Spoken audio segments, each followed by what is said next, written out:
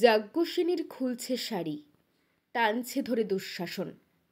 দায় ছিল যার গর্জে ওঠার, নিচু মাথায় সে 5 জন। দুর্যোধনের নগ্ন উরু, ইঙ্গিতে তার ধর্ষকাম। হস্তিনাপুর দেখছে বসে, ধ্বস্ত হতে তার সুনাম। অন্ধরাজা সিংহাসনে আর্ত চেঁচান বৌমা তার। নিজের দলের নির্যাতনে সব রাজা হন নির্বিকার। কর্ণ বসে হাসছে হাহা, রাজার দলের লোক তো সে। শর্তবিহীন সমর্থনেই তাবৎ আরাম সুখ বসে। ভীষ্ম দ্রোণ কৃপ নীরব, সরকারি লোক হাজার হোক, রাজার কথাই তোমার কথা, তুমি যখন রাজার লোক। হলশকুনি দেখছে সবই, বস্তুত সে ধ্বংস চায়। ঘরের মাটি লাল হয়ে যাক দেশ বিভাগের যন্ত্রণায়। সুশীল সভায় ঘটছে যখন রাজ অপরাধ জঘন্য, ঠিক তখনই তার বিরোধে চেঁচিয়ে ওঠেন বিকর্ণ।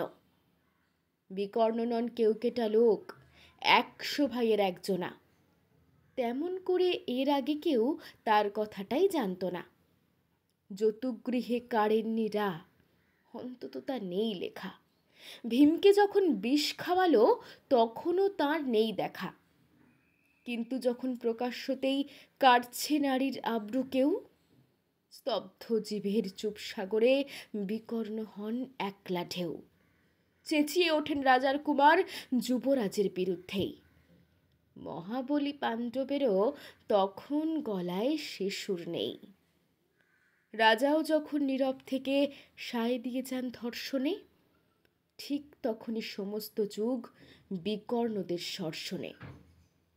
আমরা যারা কিচ্ছুটি নই, একটি মোটে ভোট কেবল, অত্যাচারের সামনে এলে সঙ্গী শুধু চোখের জল। পোষ্যভাবে যাবনা চেবাই অন্ধ এবং নিকর্ণ, প্রার্থনা থাক আমরা যেন একবার হই বিকর্ণ।